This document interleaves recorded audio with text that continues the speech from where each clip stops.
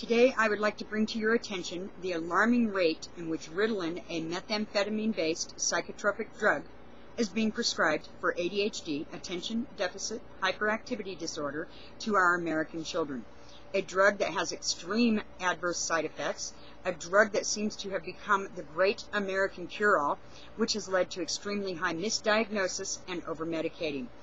Young Matthew, only 14 years old, dies from prolonged use of Ritalin of a heart attack. May 20th, 1999, T.J. Solomon, 15 years old, wounds 6 at Heritage High School in Conyers, Georgia, while on Ritalin.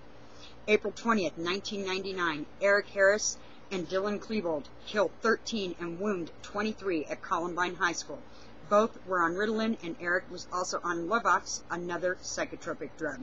May 21st, 1998, Kip Kinkle, 15 years old, of Springfield, Oregon, murdered his parents and then proceeded to his high school, where he went on a rampage, killing 2 students and wounding 22 others while on Ritalin and Prozac.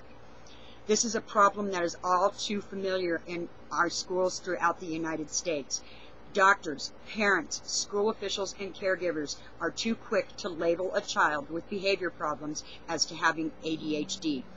Doctors are not performing the extensive testing and evaluations needed in order to legitimately administer the typical prescription drug Ritalin.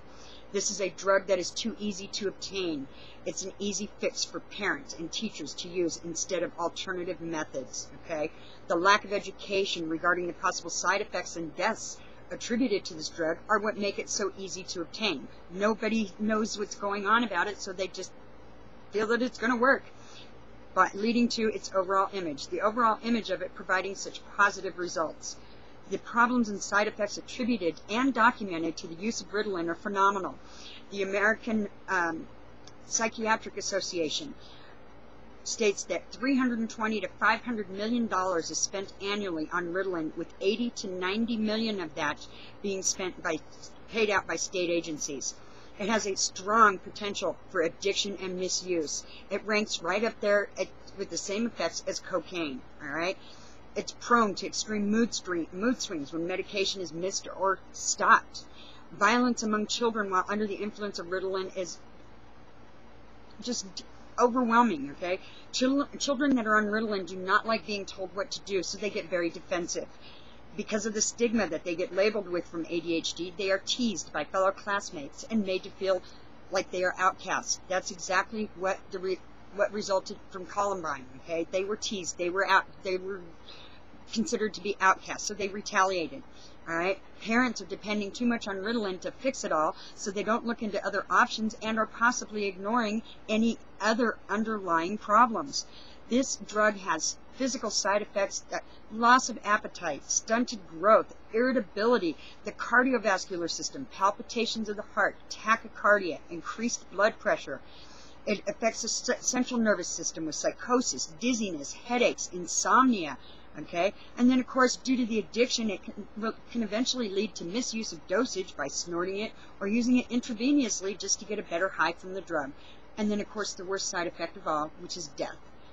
There's a solution out there. We just all have to work together to obtain it. We need to demand more education regarding the effects of Ritalin. Demand that the drug come with more informative literature. Make sure that the pharmacies are verbally warning the parents of these side effects. Most of all, it needs to come from our doctors.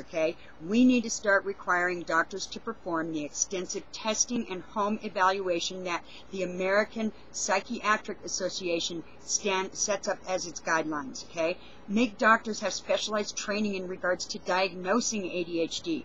Require doctors to consider other alternatives to Ritalin or any stimulant-based prescription.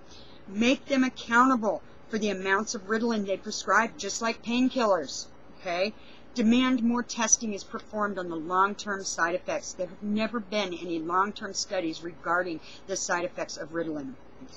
Require that the Food and Drug Administration force the current manufacturer of all stimulant-based prescription drugs that are in use for ADHD to perform long and short-term study for the side effects or face removal from the market. Without doing this, we want to have a future for our children, and if we all band together and we do this, we can get more accurate diagnosis with less misdiagnosis. We can have more interaction with the parents. Teachers will actually start teaching instead of medicating. Parents will be saying, educate, don't medicate. Okay? They'll find alternative means of the medicating. The changes in the diet. There's so many other things that can help this ADHD. You know, stop unnecessary spending from state agencies and parents. Okay? I'm going to challenge all of you to this. Okay? It's up to you as parents or future parents to help your children in a positive, non-medicated way. Remember, just because your child doesn't have ADHD doesn't mean that it still doesn't affect them. After all, how many kids in their classroom are currently being medicated with these stimulants that we call a wonder drug?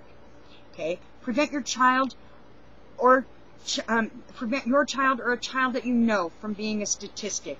If you know a teacher or a doctor who is using Ritalin as an easy fix, report them. Talk to your friends, your neighbors. Spread the word. This has got to stop. You would not hand your child a loaded gun to play with.